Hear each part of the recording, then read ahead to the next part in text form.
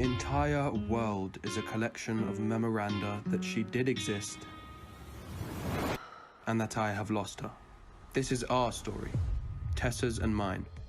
Are you all able to gauge what the fans are so fascinated by in those characters? I mean, they follow them with such, you know, avid anticipation. Their support is extraordinary for the whole thing. I think it all stems from the story Anna's created, because they've all kind of been there with that same passion since, and obviously now we've been lucky enough to bring it to screen. It's just kind of grown, and it still is growing. So yeah, it's crazy. They are amazing. Excuse me, sir, can you hold the elevator, please? Asswipe! Tessa, welcome to Vance Publishing. She makes quite the impression. Wow. Can you talk about your character then just a little bit, without, you know, spoiling it for the audience, but obviously they're very familiar with the initial two played by Hero and Josephine. You know, you come and spoil it for the couple. Yeah, to a degree. I mean, I definitely don't think that Trevor thinks he's spoiling it. I think that he probably thinks he's helping. He's a very professionally minded, kind of upwardly mobile man who's looking to better himself and better his friends' lives and do a lot of good in that way. And so he sees Tessa and kind of becomes fascinated with her, and I think that they share a lot of qualities. But in that way, I don't think he's trying to, you know, mess anything up. I think he only thinks he's trying to improve a situation or helping in a way, and that's kind of who he is. He's in many ways the antithesis of Hardin.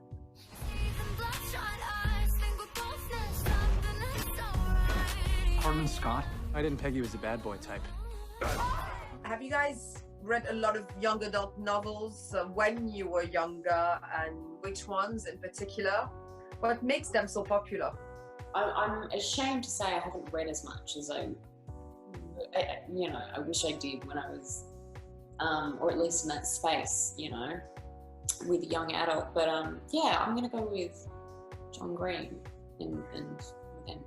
Are you in love with him? You're never gonna trust me. Trust you? Where has that ever gotten me? Yeah, I think if Joe's ashamed of her reading CV, I'm pretty ashamed of mine. I'm not the most avid reader. I think reading a lot of scripts makes you less, you know. But that's actually no excuse for why I didn't read enough growing up. So I need another excuse. Yeah, I should read a lot more. I don't. Thought that things were getting better, but I don't know how to fix it. There is no "you're Tessa" anymore. Yeah, I don't know if I read any young adult novels, maybe outside of the Hunger Games, which I guess you could consider kind of a young adult, which I quite liked, actually.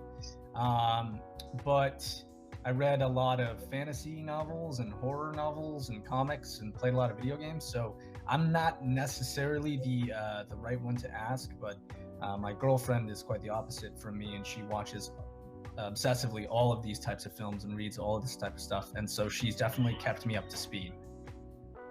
I just remembered, I think I've read the last book of the Hunger Games and the last book of Harry Potter, and only because I saw the films that I wanted to know what happened next. You only read the last ones? I know, but it was, I mean, because they're great. That's books, masochistic. Yeah, I was gonna say. You could keep it up as independent books and it worked. I see. Makes sense.